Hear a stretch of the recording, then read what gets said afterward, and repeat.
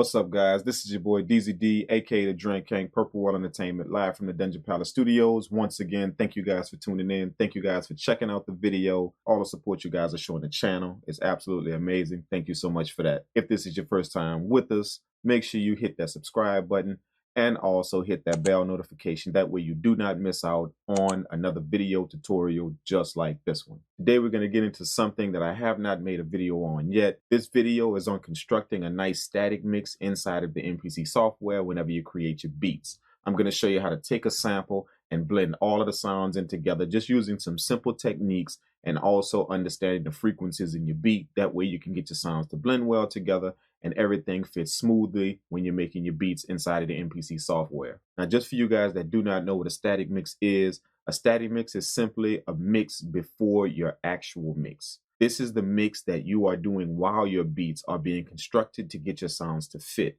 If you do not do a static mix while you are making your beat, then you don't know what sounds need to go where, you don't know if you need to put more sounds in, and you don't know if you need to take some sounds out, simply because you're just layering sounds that are not fitting well together while you're making your beat. So it's important that you come up with a static mix. That way your sounds start to fit well together and you know what needs to be in a beat and what doesn't need to be there. So I'm going to show you how to get that static mix done. It's some very, very simple tips, and all you got to do is just follow along with this and you'll be able to do it on your own. So I have a sample that I'm going to show you guys real quick. It's just a loop. It's a very full loop, which means that it has a lot of instrumentation in it. But as I said, we want to get this loop to blend in well with more instruments. That way we start to build around this sample. So I'm going to show you what the sample sounds like.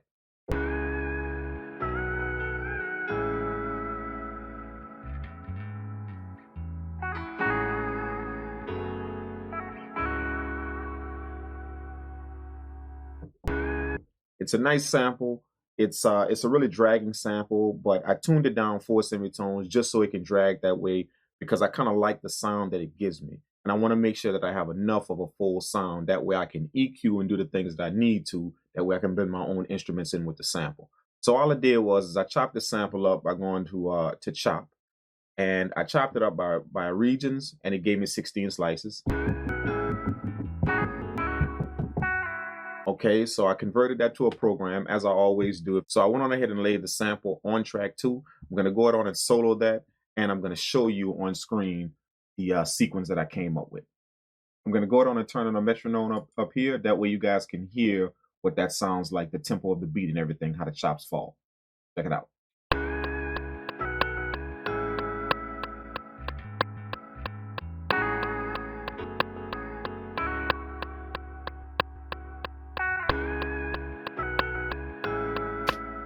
So I'm going to show you what I do to the sample. That way I can start to make room for my own instruments. So let's pull up the EQ that's on the sample. First thing I do is I drop out all the high-end frequencies right here. I want the highs and a bit of the mids gone because I know I'm going to put more high-end instruments and more mid-end instruments to back this sample. And then I drop out all the lows and the low mids because I know I want to put a bass line on it or maybe an 808 or something like that. For this particular beat, it has a bass line. And I dipped out the middle here. That way, anything that I fill the sample with, it doesn't conflict with the sample, like piano chords or anything to back the sample up. If I'm taking all of these frequencies out on the left and on the right, then I need to add more frequencies in, and I don't want them to conflict with the sample. So I drop this down here, and I make sure that I put a dip to leave a little bit of room. It's almost like carving a space out of your sample so that you can add some more instruments in, and it blends in well. So check it out with the EQ.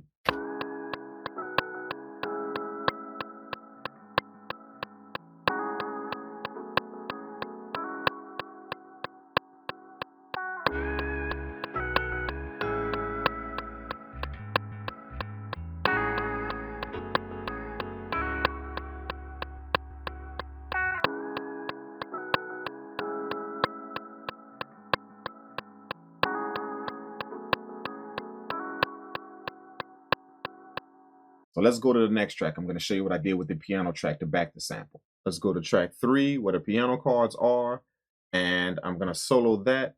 That way you guys can hear what that sounds like. Check it out.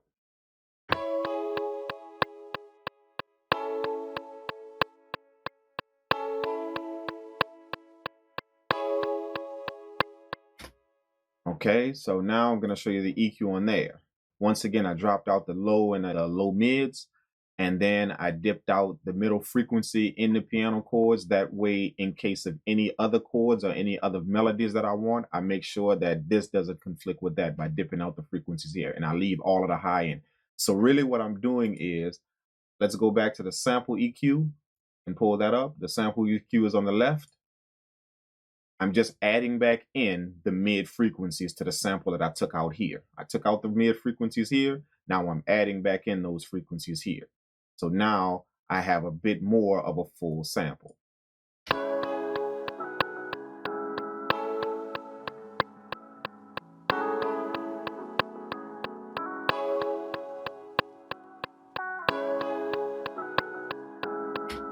So you can kind of hear me giving the low end sample back its flair right here with the high and mid end frequencies. It's almost like I added it back to the sample. As I said, I want to surround my sample with some melodies. So that's the purpose of making this, of blending this in with this EQ here, to make everything fit nicely. And now I gave my sample back the frequencies that it needed. Okay, so if you notice now, what we have is the sample and the high end chords running to fill a sample, but the sample is a bit thin. So what we want to do now is we want to add some more mids and some more low end chords to the sample. That way we can thicken it out. So that's what I did in track 5. I have another piano melody along with some chords that's going to fill out the sample more. So check out what I'm doing here. I'm going to take all the effects off and I'm going to solo just that.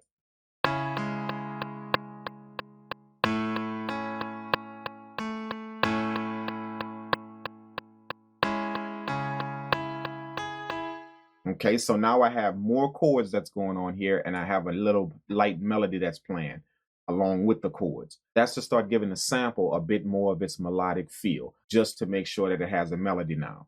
So after I do that, what I do is I add an EQ to that, and this is the moves that I'm making with this EQ.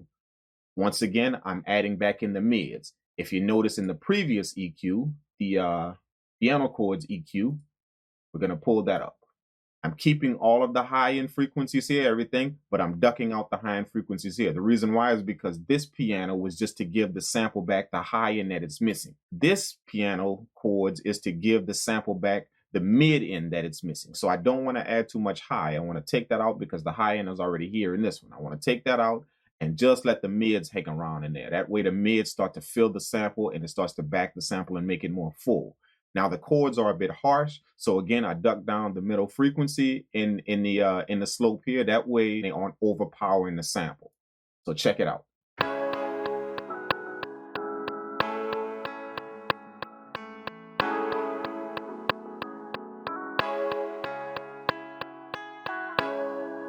I'm going to engage the other effects. What I did is I threw some RC20 on it as well, just to make sure that the chords are bright and they're nice.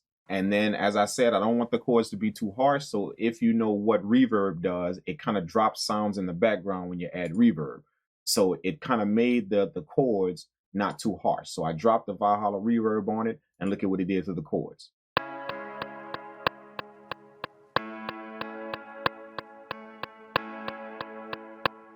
Okay, so now it's nice and dreamy and it's in the background. So now when we put it in the beat, check out how it sounds. It blends right in.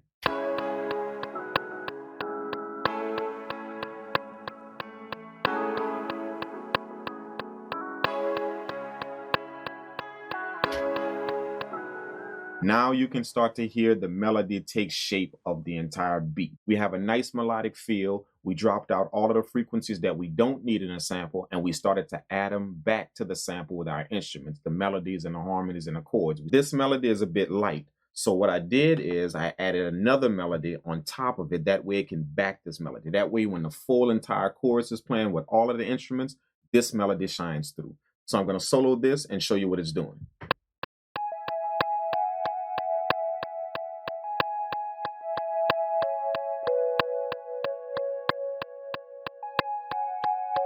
That's just the melody that carries the beat before the chorus comes in. When all of the instruments are playing, I want a powerful melody to come in. So what I did is I duplicated the same exact melody and gave it another bell sound. So let's go to track 7, and I'm going to let you hear what that bell is doing. Let's solo that.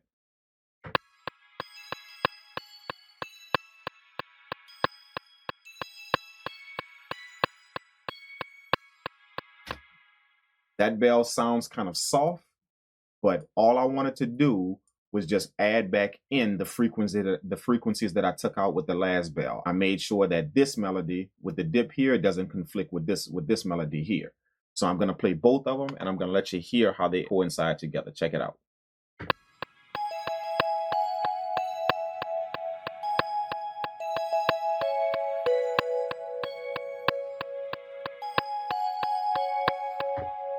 So you can kind of hear how this melody is a little bit more powerful than the last melody. So let's play the instruments, and I'm going to let you hear what everything sounds like.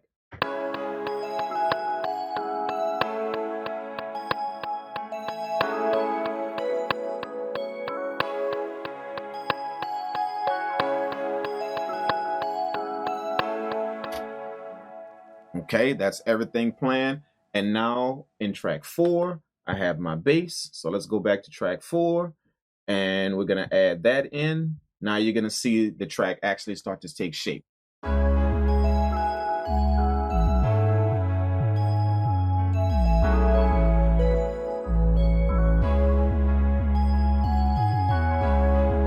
going ahead on, and I'm just keeping just the low end.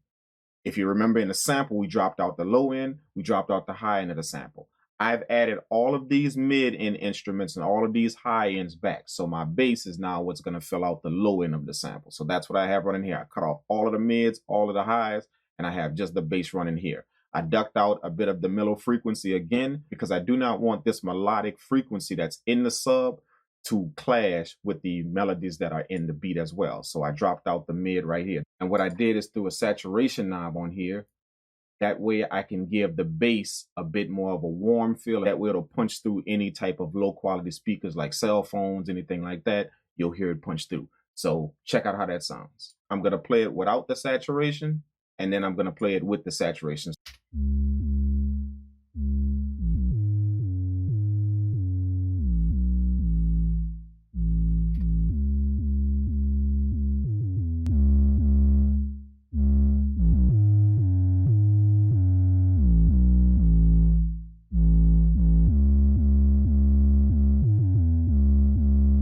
But that's just a little tip for you guys.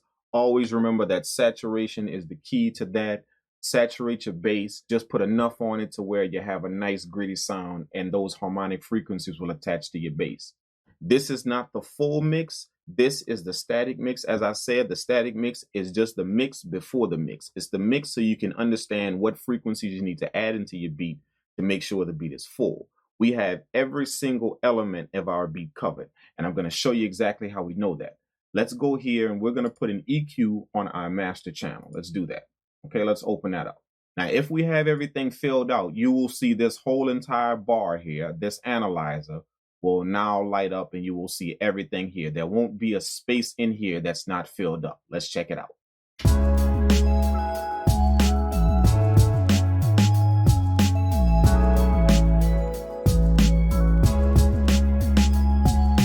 Everything is filled, everything is full, we have enough sound. All that's left to do is just stem this bad boy out and start mixing the track to make everything level and everything fit. That does it for the video, guys. Thank you so much for tuning in.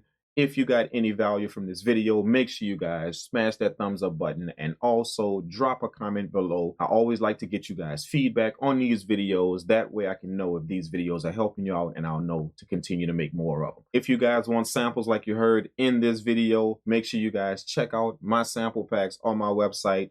They are absolutely amazing. You will get loops just like this to where you can make beats, and you can do the same exact thing with the loops that you have. Right now, I have a special on all of my kits. They are all in one bundle for a very, very low price. You can get every single kit on my website, every single one, all 19 Purple World Entertainment kits. You can have them all in one bundle, and you don't have to worry about missing out on anything. Make sure you check that out. I'm going to leave the link in the video description. Grab them all now while they are available to you guys. Thank you so much for tuning in. This is the kid DZD, aka the Drink Kang, live from the Dungeon Palace Studios, and I will check you guys in the next video. Peace out.